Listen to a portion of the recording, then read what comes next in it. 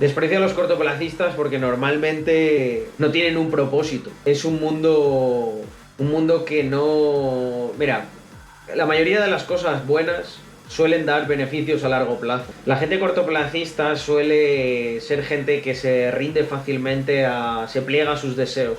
Se vende barato, por así decirlo. De hecho, considero que el cortoplacismo es el principal cáncer de la sociedad moderna. En todos los ámbitos, ¿no? Porque luego hay gente que se cree que por hacer ciertas cosas es mejor que los demás, pero si esas cosas las haces mirando al corto plazo...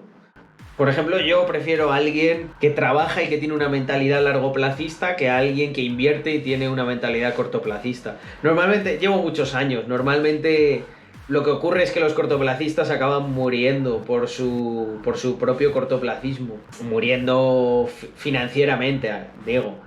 Hay estrategias a corto plazo que son efectivas. Yo también hago cosas a corto plazo. Pero si tú tienes una mentalidad cortoplacista, que es de lo que yo estaba hablando, difícilmente vas a ganar dinero a largo plazo.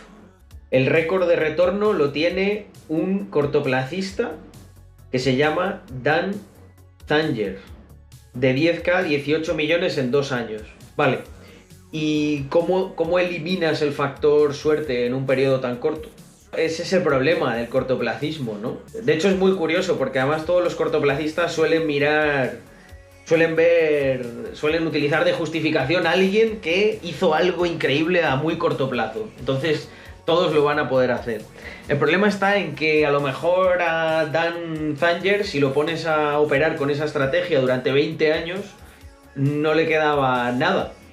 O no sé, o era millonario y realmente era alguien muy bueno. Esa es la diferencia. Vale, trader de ciclo. Pues entonces tú mismo me lo has dicho, Bull. Tampoco voy a opinar excesivamente sobre... Igual su estrategia es muy interesante. Pero al final que durante 2 años operando a muy corto plazo hagas mucha pasta, pues vale, guay. A mí lo que me gusta es la gente que consistentemente gana. ¿Por qué? Porque al final cuando tú tienes mucha consistencia, por así decirlo, tienes algo de certeza en un mundo en el que la incertidumbre reina. ¿Consideras a los repartidores de globo autónomos? Por supuesto. Por supuesto que lo son. De hecho, esa diatriba de autónomo, falso autónomo... Pienso que es culpa de una legislación laboral estúpida. Lo que debería existir es acuerdos entre particulares que se firman de manera voluntaria. Punto y se acabó. Yo podría considerar en una empresa que para mí eres un autónomo y en otra que eres un trabajador. Ya está. Pues Bull, igual que a Larry te recomiendo que leas Existe la suerte, ¿no? De Nassim Taleb. Y te dará una visión muy interesante sobre los rendimientos a corto plazo. Al final, lo que yo veo mucho, ¿no?, entre la gente cortoplacista es que creo que son carreras muy, muy rápidas, ¿no? No, yo no creo que los dos caminos sean buenos, no, ni mucho menos. Normalmente tú, por ejemplo, o sea, yo puedo operar a corto plazo con un capital inmenso y puedo tener unos rendimientos con los que tú dijeses, wow, increíble. La diferencia es que yo proporcionalmente estoy arriesgando muy muy poco y si tú operas a corto plazo, si tú operas a corto plazo con esa misma exposición al riesgo, las posibilidades de que el mercado te saque son altísimas.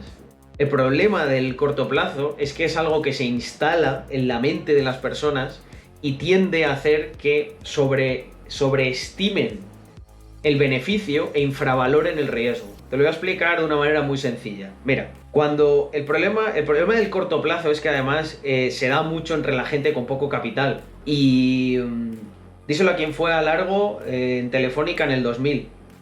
¿Y qué más da que vayas a largo? Que solamente invirtió en Telefónica. O sea, no había diversificación. Bien empleado le está. Obviamente cuando tú eres largoplacista no tiene sentido decir, oye, escojo una cosa y aquí voy a estar holdeándola por siempre. Obviamente cuando se habla del largoplacismo va de la mano de la diversificación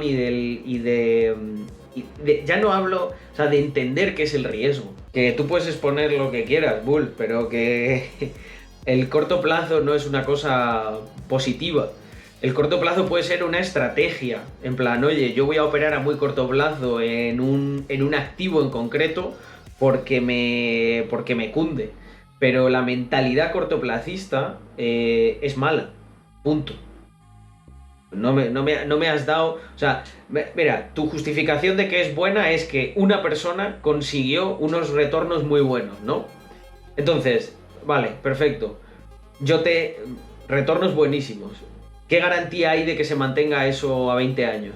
¿Cómo descartas el factor suerte? Al final aquí estamos hablando de matemáticas. Cuando tú operas cuanto más a corto plazo operes, más difícil es aislar el factor de la aleatoriedad. Ese es el problema del corto plazo. Cuando tú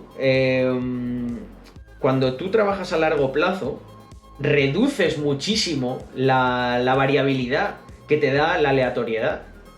¿Por qué? Porque tú demuestras consistentemente que lo que haces funciona en un mercado alcista, en un mercado bajista, en un ciclo como puede ser, pues imagínate, del 98 al 2000 era el Nasdaq, plena burbuja de las .com, ¿no? Es como cuando me viene gente, ¿no? Y me dice, creo que me voy a hacer inversor profesional, Carlos. He ganado mucho en los últimos 6 meses con cripto.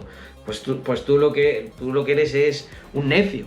Porque, ¿qué garantía tienes de que vas a seguir ganando? ¿No? Estos son los que invierten, los que ganan con Bitcoin, lo invierten todo en Shiba y luego lo pierden y dicen, no, está manipulado. Ahí no hay suerte, hay un sistema. Si hay un sistema, ¿por qué no lo ha conseguido replicar en los siguientes años?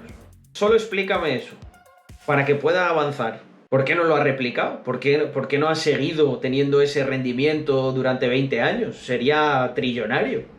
Obviamente habrá una estrategia y hay un sistema. Esa es otra, ¿no? Por ejemplo, muchas estrategias que funcionan, hay cosas que funcionan a muy corto plazo, pero luego no, cuando las intentas replicar en el tiempo, fallan estrepitosamente, ¿no? Te lo he dicho, trader de ciclo, ¿no? Está muy estudiado.